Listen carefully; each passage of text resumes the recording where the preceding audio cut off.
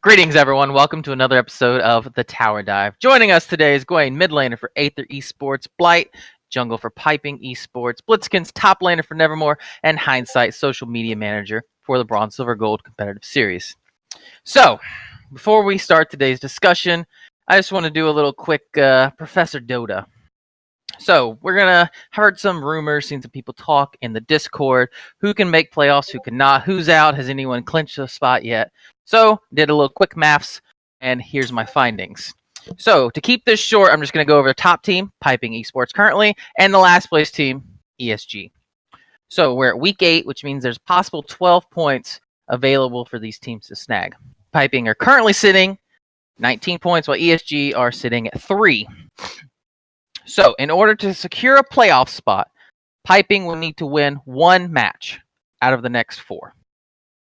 Pretty easy. In order to clinch a first round bye, which is number 1 and number 2 slot going into playoffs, they would need to either win 2 matches or win 1 match and tie the remaining 3. So a total of 6 points. ESG, a little bit of a longer conversation, but cut it short, get rid of a lot of possibilities. TLDR, they cannot clinch a first round bye unless 11 teams drop out of the league, but they can still make playoffs. ESG would need to win 2 of their matches and have 1 tie out of the remaining 4 matches, and hope that RAR, All One Lane, Corey in the House, and Nevermore lose all 4 matches in the coming weeks. Or ESG would need to win all 4 of the remaining matches and hope that RAR, AOL, can at least manage to snag 1 win and 2 ties, so 5 points or less out of the remaining 4 matches. So while it is a long shot, it is still possible to have the season of ESG. Now, let's get into our topics for the panel. First topic. Do you think the 2-0 by Aether Esports against Frosty this past weekend was an upset? And does this mean Frosty are not a playoff caliber team? Let's go with Hindsight first. I think the game between Aether and Frosty was not an upset by any means. Aether has finally gotten back into stride, picking up some strong players in Gawain and Hero, who sadly just left, but they also have to weigh up in the top lane, who's shown in how to top lane everybody. And I think both teams are playoff caliber for sure. And Aether now has a chance to finally get back into playoffs. Okay, yeah, 100%. Okay, Gwen. I think theoretically it is an upset in that Aether was the ranked 12 team and Frosty was ranked 3. I agree with Hindsight that it's like, I don't think it's a diss to Frosty that we won, and I think that they did execute a lot of things well. It wasn't like a bad game from either side. For Frosty, I think that they're still going to make it into playoffs. And do you think they're a playoff caliber team? Yeah, I think so. I don't think anything's changed about them. It's just, I think a cleaner game, picks and bans, I don't know. A lot of factors go into that, and I don't think that you could just discredit Frosty. Yeah, 100%, 100%. Blight. I don't think Aether versus Frosty was an upset because, like Hindsight said, Aether picked up quite a few good players with Gawain and Hero. I still think Frosty is a playoff caliber team, and as for Aether, I don't know if they will be still with the loss of Hero, but we'll just see in the upcoming weeks. Okay, Blitzkins. So, I actually thought going into this match that Frosty would actually come out with the victory, like, hands down, no doubt. Like, I understand that Aether did pick up some decently good players over the weekend before their match. But then again, they still have fallen to the whole theory of, well, they're going to get these new players, but can they, within time, be able to coordinate well with the team and actually really set up a strategy for themselves before then? So really, it boils down to, yes, I believe this was an upset, and for, I think, 3 things, basically. Well, for one, Frosty Esports was number 3 going into this match, and obviously they got pretty raffle-stomped. They were coming into this match thinking, okay, this is just going to be a clown fiesta. We're just going to pretty much check in, check out, but admittedly, Aether did give them a run for their money. And lastly, they didn't look clean on most of their plays at all. I mean, you see the one where they dove the top lane, and obviously the communication just wasn't there. And there were just several other plays within the game that actually happened. And I think it was just a little bit of a bump for Frosty, really, in thinking that, okay, we can't really underestimate these lower class teams. We actually have to come into each game with a strategy. So, are they a playoff team? Yes, I believe they are actually a playoff team. I mean, this one loss shouldn't dictate how they're going to be for the rest of the season. But, I mean, when you look at their roster, they are actually great on communication at some points. I mean, if they aren't getting a little bit too cocky. And all their players basically have a huge champion pool, and they can play. I'm mostly seeing some of their laners actually choose different champions every week, so it just shows you how viable they can be, and you just won't know what strategy they're going to bring you with. And really, they're just able to still stay within that top seed. I don't think they've ever been able to drop from the top 4 since I got into the league. But I think they're a playoff caliber team. Yes, it was an upset. My take on it. Yeah. All right. My 2 cents. 100% agree. I think it was an upset. Toot my own horn a little here. Toot. So I did say that Aether had really good individuals. They picked up with Hero, Gwen. I forgot who else I mentioned. But I thought pretty good pickups, and I was like, Aether should get some wins. Now, I did not think they would 2-0 Frosty. If you'd have told me they might go 1-1 against Frosty, I'd have been like, okay, yeah, I could see that happening. But a 2-0, I would not have guessed that. I would not have put money on that match at all. So I think AE looked good.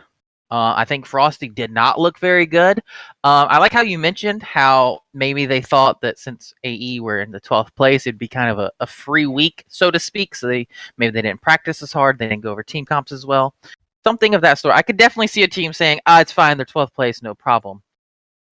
So I still think Frosty are a good team. They'll 100% make playoffs in my mind. And I think they'll definitely give the other teams in playoffs a good run for their money. One bad weekend isn't the end of the world, so I expect this weekend they'll be out and show us that they are a good team. Now, let's get into the next topic. We're going to look at this week's upcoming schedule. Tell me which one of the underdogs, in quotations there, has the best chance for winning a match. And if you don't think they can win the match 2-0, just let me know what team do you think has a good shot at tying as the underdog. We'll go back to you, Blitzkin. Honestly, when I'm looking at these matchups, it is very difficult for these underdog teams to actually try and pull out a win against some of these top-tier teams. But I think I just might have to go with someone actually tying. And honestly, I think Aether Esports might be able to tie in their match against, I believe it's GG? Yeah. Because my theory behind it is they're just coming off a 2-0 victory against a top-tier team. And I guarantee you they're going to be coming into this match being like, okay, this is another top-tier team. If we just can keep our stuff together and we just do what we did last week, then hopefully everything could go in their favor. They're pretty much hot right now. So I don't think that they're going to be able to 2-0 them like they did last week. But I guarantee you, I have faith in them, and they could probably 1-0 against GG Esports this weekend. Okay. Blight? If I had to say who's going to get 2-0 this week, I would say Aether has probably the best chance as any other underdog team. Because despite them just losing Hero, GG also just lost 2 players, or at least Barcode left, and Belchazar just got a slight suspension. As for why I think they can do it is I think that the mid laner matchup will probably be determined by jungle pressure, and I think that Aether's jungler is probably going to be better than whoever GG throws in. I'm guessing it's going to be Rengar. I don't know. I would think that as well. Yeah, I think DuoE is also a really solid top laner that'll probably win that matchup, and Ziffy, I believe, is going to be their ADC now. I guess I don't know, but he seems to always be pretty consistent every week. So I think bot lane will go pretty well as well. Okay. Gwen? I agree with Blight. I think for any 2-0, I think that's going to be Aether versus GG. Same reasoning. Like, I think the tie is most likely to happen because we lost Hero. But because GG lost their ADC and their jungler, I think that bumps us up to, I would guess, a 2-0. To make another opinion out there, I would say the other match that an upset might happen is the Frosty versus Nevermore. It depends on how much work Frosty puts in, how much work Nevermore puts in. So I'm betting that's going to be at most a tie. I don't think that Nevermore is going to be able to 2-0, but I think that's the other game that an upset can happen in. Okay, yeah, hindsight. Yeah, I would like to say that there's probably going to be 2 ties, most likely, is what I'm thinking. Either the GG versus Aether game, which is already been talked about, so I'm going to talk about my other thought, is AOL versus Piping. And now, normally, I would say that Piping would win this 100% for sure, but from last week's performance from AOL, I think they've had a large turnaround from the upsets that have been against them in the prior to this week, and I think it'll just end up being a 1-1. Okay. Yeah. So personally, I don't really see any 2-0s occurring, but I could see the 1-1. I do like the all one lane Piping pick. I think AOL did look very good last week. If you just picked Piping maybe a couple weeks ago before they picked up CTG Requiem, I would maybe get on board with the 1-1. But with the addition of Requiem, I don't see Piping dropping a game to AOL. But I really do like the Aether versus GG Esports. Now, if GG had their full roster that they had last week and Aether lost Hero, I would say probably a pretty easy 2-0 for GG. But loss of Barcode, who I think is a phenomenal jungler, plus the loss of their ADC, Beltzazar, who was also a very good ADC. I think that changes a lot of things. Hero is a big loss, but they still have Gwen. Hey, in the mid lane, I think Ziffy, I would honestly like to see him stay in the jungle. I think he's a very good jungler. ADC didn't really impress me too much, so I'd like them to find an ADC and keep him in the jungle. And then Dway, I think, is a very good top laner, and then try to use that 5. I think they maybe could 2-0, but I could definitely see a 1-1 for sure. All right, so final question, boys. Piping. Right now, they're in the number 1 spot. They have lost 0 matches this year. They have 1 tie, and everything else is a pretty clean win. So, can they finish the rest of the season without a loss in the match? Not a loss of game, a loss of match. So, can they get 2-0'd by another team?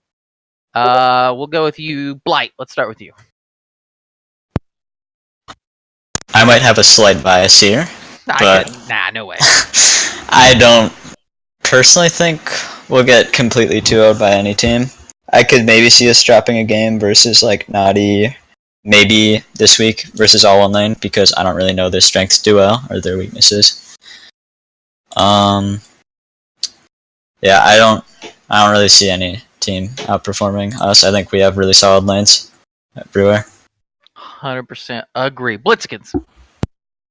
So, for Pipin to actually lose a game, that is kind of looking like something that would be spoken in a mythological story, like somewhere out in the universe when we look at the moment. But honestly, I believe Piping might choke.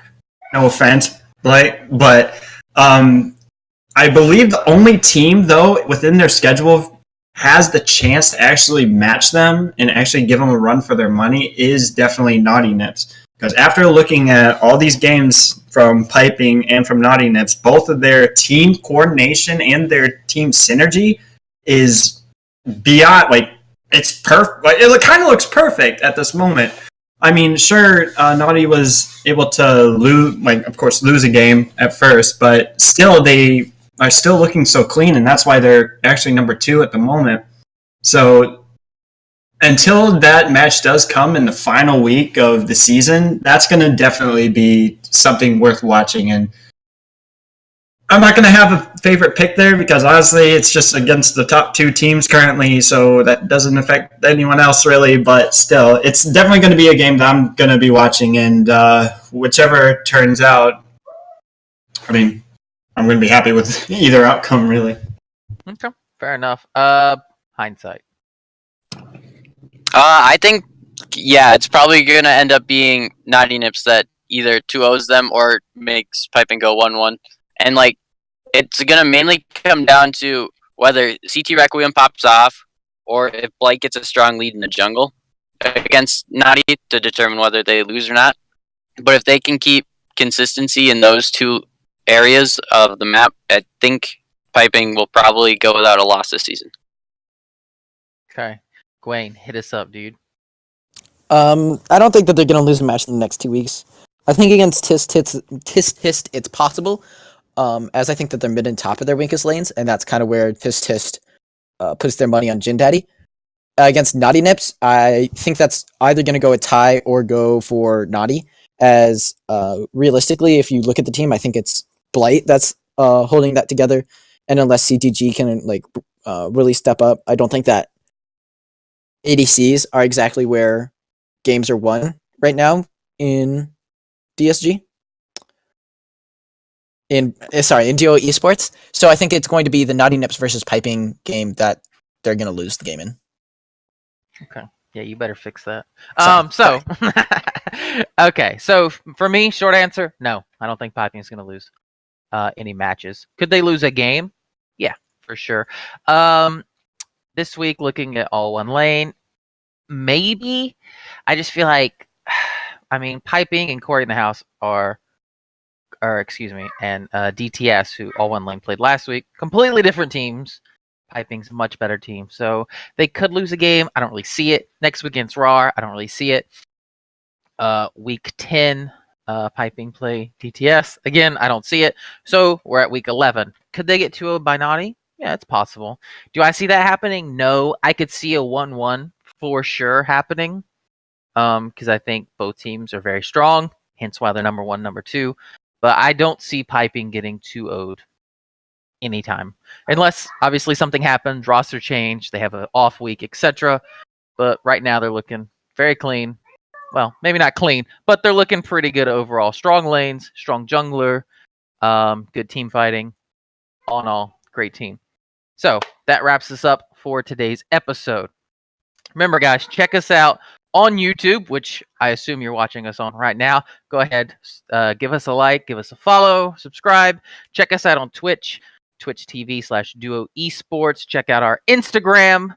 Follow us on Instagram, DuoEsports. Follow us on Twitter, DuoEsports. Hindsight will love you forever if you boost his follower numbers, and we will love you forever if you follow us on Twitch. We stream Friday, 7 p.m. or 8 p.m. EST, Saturday starting at 7 p.m. EST, and Sunday, 8 p.m. EST. And then never forget our Wednesdays, Gathering of Warriors, 8 p.m. EST. So thanks for joining us. We'll catch you guys next week.